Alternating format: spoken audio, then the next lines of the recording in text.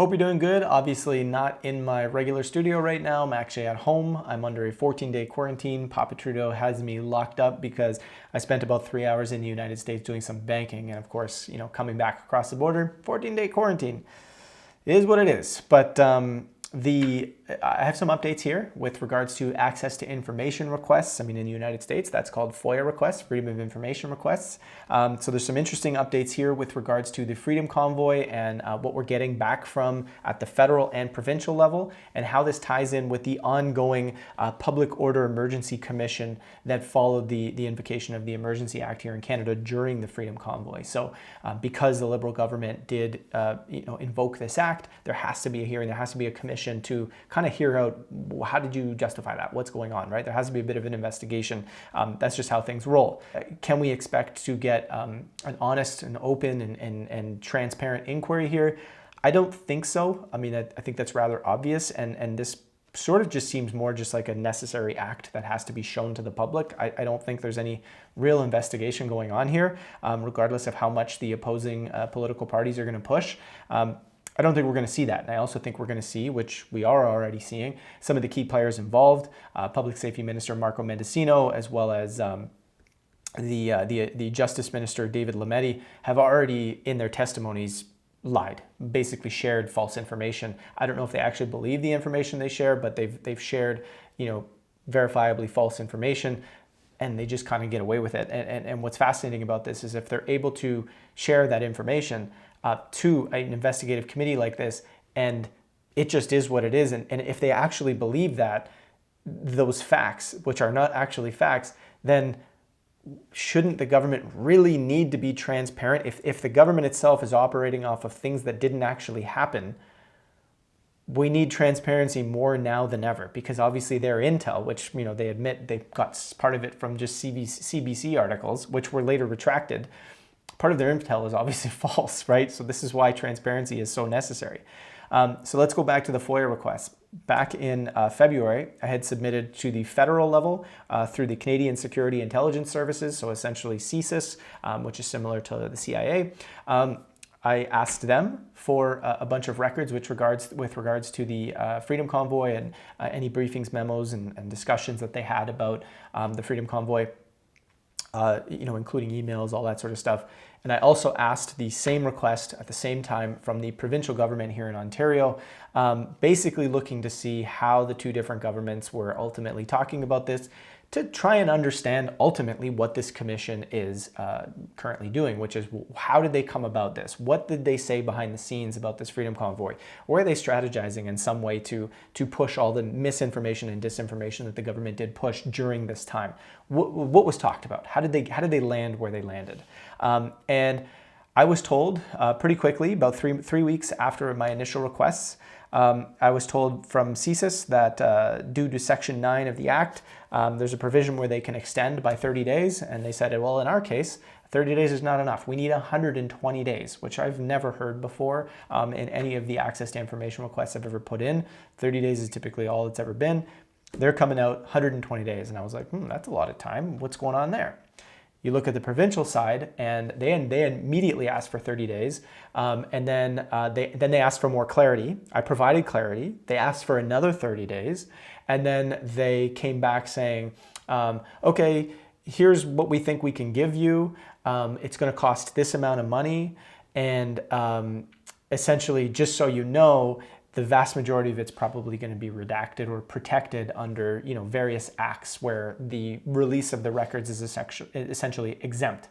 So I went back and forth with the liaison there, asking him, okay, well, why is it going to be exempt? What are some of the reasons? And kind of just pried a little bit, ultimately landing on a response from him that essentially said, the vast majority of your requests is probably just going to come back to you being just blacked out and redacted, meaning they're going to give you the records, but they're not going to see the details. I thought that was very interesting, because essentially what we're seeing also inside the actual commission that is ongoing right now, and recall, these access to information requests started way before this commission, and I got responses way before this commission started. But now that the commission has actually started, we're already seeing that they're asking for cabinet confidentiality on a number of the different pieces of evidence and facts and discussions that went on behind the scenes. basically saying that the government we don't need to be transparent, right? We need to protect, members of the cabinet. We need to protect some of our sources. We need to protect certain things. Therefore, we don't need to be transparent about this. Again, you look at some of the testimony coming from the people involved. You look at how poorly the mainstream media covered this particular event, and you start seeing, okay, well, this is obviously one of the most controversial events in Canada that has been misrepresented to the masses, not only by government, but by mainstream media. And we're not allowed to get transparency. On the FOIA request side, we might get nothing. On the actual government side, they're going to say, cabinet confidentiality, we don't need to tell you all that we need to tell you. They claim that they're, going to give the judge, the vast majority of the documents that they need to make a decision. But the Liberal government knew that they were going to have to do this commission. Of course, they probably covered their tracks. And then anything they couldn't cover their tracks on, why wouldn't they say, well, no, cabinet confidentiality, right? This is the nature of what's going on with this particular event. One of the most important events in Canadian history, where you saw basically the entire charter, the entire constitution just completely trampled, rights just completely trampled even over the last 2 years with COVID. And it sort of culminates into this particular event that, to me, mirrors back to the public.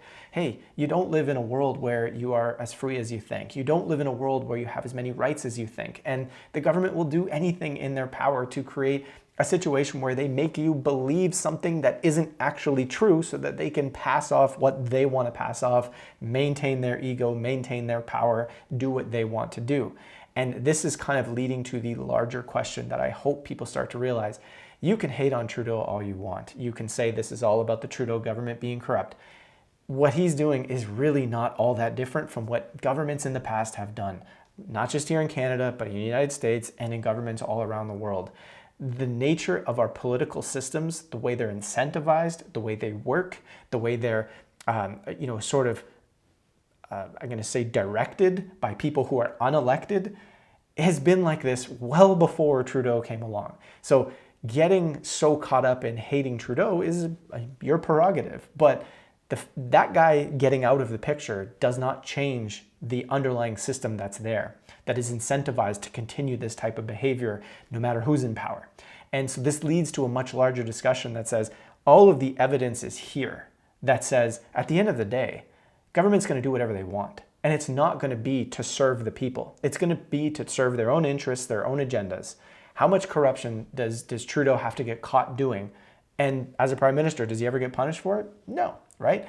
It would be any president. It would be any prime minister. It would be any person that would go through this and ultimately be able to protect themselves, because that's how this system works.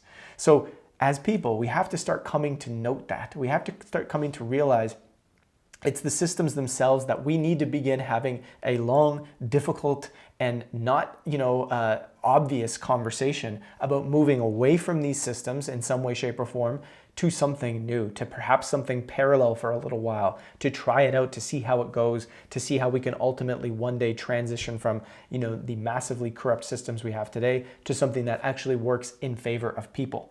A new politician isn't going to solve the problem. There's a much deeper conversation that has to happen here. And yes, I know people are going to say, solution, tell me what the solution is. The point is that it's not yet here. We need to talk about it. We need to engage. We need to put our minds, we need to put our energy into starting to say, what can it look like? What should it look like? How might it work? Instead of just saying, well, let's just keep fighting within this existing system, push and pull, push and pull, push and pull. Yes, let's take some actions to protest or have our voices heard or push back on immediate things that we need to solve. But underlying that, we need to have the deeper conversations of doing something new, because a new leader isn't going to stop this type of nonsense that we're seeing. That's it. That's all. Just wanted to give you guys an update. And as always, share this message with other people, subscribe to our channel. And if you want to support more of our FOIA requests, the back and forth, everything that goes on, the costs going into getting the documents and us researching and doing all that sort of stuff, be sure to donate via the link below in the description, as well as in the first comment. Thanks so much for supporting, and we'll catch you next time.